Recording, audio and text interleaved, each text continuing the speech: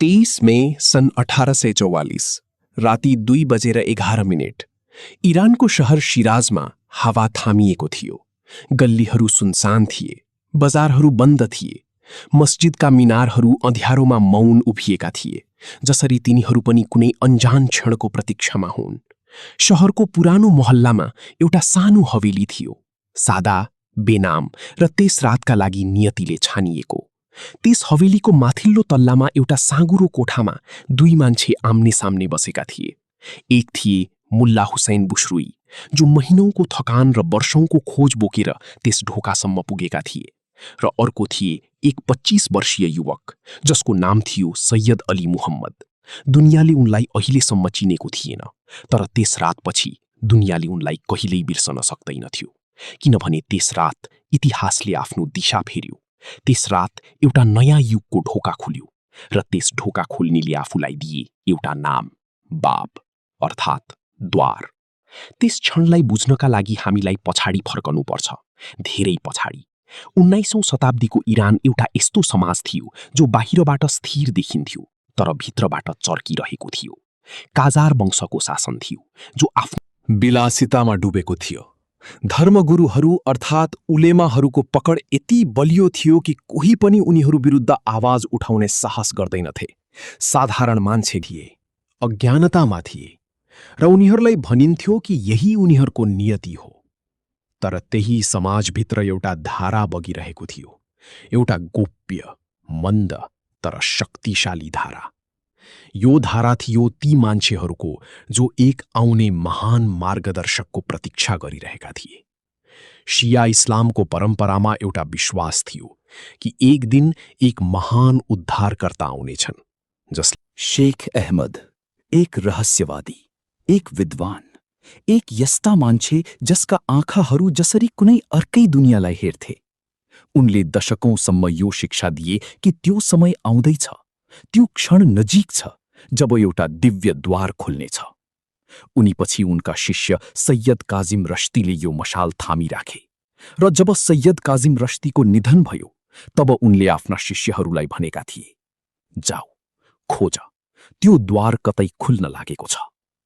तिनै शिष्यहरूमध्ये एक थिए मुल्ला हुसैन बुश्रुई, एक थाकेका, जलिरहेका, तडपिरहेका मान्छे, जो सत्यको खोजमा सम्पूर्ण इरानलाई नाप्दै आएका थिए।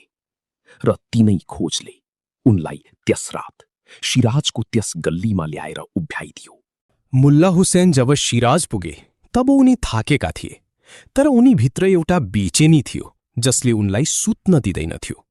शहरमा प्रवेश गर्न साथ उनको भेट एक युवकसँग भयो, जो उनलाई लिन जसरी पहिलेदेखि नै उभिएको थियो। त्यो युवकले उनलाई आफ्नो घर लग्यो, खाना खुवायो, र त्यसपछि जब रात गहिरियो उसले मुल्ला हुसैनलाई सोध्यो, तिमी कसलाई खोज्दैछौ? मुल्ला हुसैनले जवाफ दिए, एक यस्ता मान्छेलाई जो यस युगको द्वार हुन्, जो ज्ञानको स्रोत हुन्, जसभित्र त्यो ज्योति होस् जसको बाचा गरिएको थियो। र त्यो युवकले शान्त, स्थिर, बिना कुनै हतारोका भने, त्यो मान्छे म हुँ। यो त्यो क्षण थियो, यो त्यो पल थियो जसको लागि शताब्दीहरू रोकिएका थिए। मुल्ला हुसैनको मनमा पहिले शङ्का उठ्यो। यो स्वाभाविक थियो, उनी एक विद्वान थिए, उनी परीक्षाहरू जान्दथे। उनले त्यो युवकको अगाडि एकपछि अर्को प्रश्न राखे, धर्मशास्त्रका, दर्शनका, रहस्यवादका। र त्यो 25 वर्षीय युवकले, जसले कुनै औपचारिक धार्मिक शिक्षा लिएको थिएन, हरेक प्रश्नको उत्तर यस्तो गहराईले दिए कि मुल्ला हुसैनका हातहरू काम्न थाले। त्यसपछि त्यो युवकले अझ केही गरे, उनले एउटा ग्रन्थ लेख्न थाले। त्यही रात, त्यही क्षण, तीव्र गतिमा, नरोकिकन, नसोचिकन, जसरी शब्दहरू उनी भित्रबाट नभई कुनै अर्कै स्रोतबाट आउँदैछन्। त्यो ग्रन्थ थियो कय्युमुल अस्मा, र त्यो ग्रन्थका पहिला पंक्तिहरू पढेपछि मुल्ला हुसैनका आँखाबाट आँसु बगे, किनभने ती शब्दहरू, त्यो भाषा, त्यो गहराई कुनै साधारण मान्छेको थिएन। राति 2:11 मुल्ला हुसैनले घोडा टेके, र त्यो युवकले, सैयद अली मुहम्मदले आफ्नो घोषणा गरे। उनले भने, म त्यो द्वार हुँ जसको प्रतीक्षा थियो। म बाब हुँ। यो केवल एउटा धार्मिक दावा थिएन, यो एउटा क्रान्तिको बीजारोपण थियो। यो एउटा यस्तो घोषणा थियो जो त्यस रात त्यो साँघुरो कोठाका भित्ताहरूबाट निस्केर बिस्तारै सम्पूर्ण इरानमा, सम्पूर्ण मध्यपूर्वमा र अन्ततः सम्पूर्ण दुनियाँमा फैलिनेवाला थियो। तर त्यस रात त्यहाँ केवल 2 मान्छे थिए, एक जसले घोषणा गरे र एक जसले सुने। र त्यो सुनाइमा, त्यो एकै पलमा एउटा नयाँ धर्मको जग राखियो। बाबको सन्देश सरल थियो, तर त्यस समयका लागि विस्फोटक थियो। उनले भने कि धर्म एउटा जीवित बगिरहने नदी हो जो हरेक युगमा नयाँ रूप लिन्छ। उनले भने कि ईश्वरले मानवतालाई कहिल्यै एक्लो छाडेनन् र उहाँ फेरि एउटा महान सन्देशवाहक पठाउनेवाला छन्, जसलाई उनले भन्यो, जसलाई ईश्वरले प्रकट गर्नेछन्। उनले नारीहरूको समानताको कुरा गरे, त्यस समाजमा जहाँ नारीलाई घरको 4 भित्ता बाहिर हेर्नु पनि पाप मानिन्थ्यो। उनले बाल विवाह विरुद्ध आवाज उठाए। उनले भन्यो कि अन्धो अनुसरणबाट माथि उठ, सोच, खोज, बुझ। र यही कुराहरू, यही विचारहरू शिराजका उलेमाहरूका लागि असहनीय थिए। जसरी बाबको सन्देश फैलियो, त्यसरी नै विरोध पनि गहिरिँदै गयो। उनका अनुयायीहरू, जसलाई भनियो बाबी, हजारौंको संख्यामा थिए। व्यापारीहरू थिए, विद्वानहरू थिए, किसानहरू थिए र नारीहरू पनि थिए।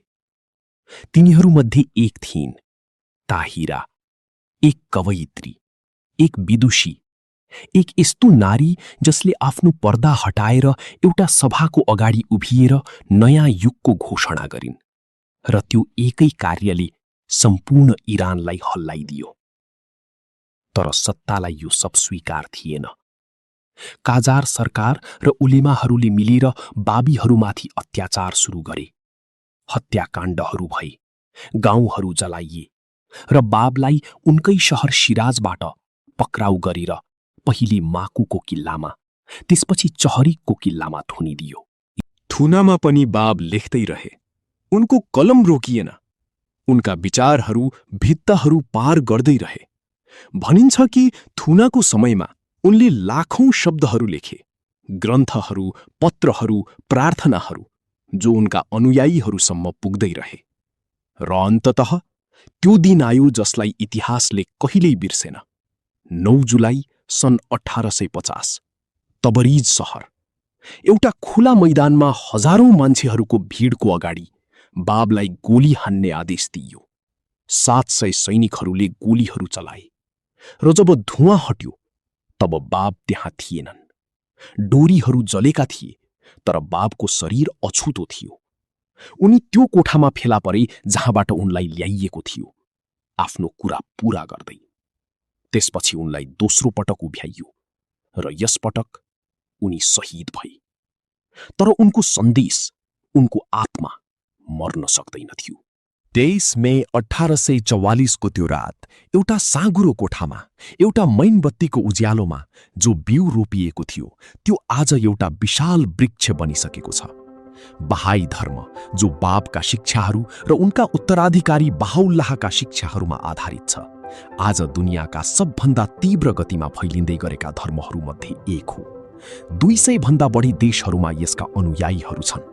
त्यो धर्म जो भन्छ सबै मानव एक हुन्, नारी र पुरुष समान छन्, विज्ञान र धर्म विरोधी होइनन्, पूरक हुन्, र यो पृथ्वी, यो संसार एउटै मानव परिवारको घर हो। यो सब सुरु भएको थियो एउटा रात, एउटा कोठामा, एउटा 25 वर्षीय युवकको त्यो एउटै वाक्यबाट। त्यो मान्छे म हुँ। इतिहासका ती 2:11 आज पनि गुन्जिरहेका छन् र सायद सधैँ गुन्जिरहनेछन्।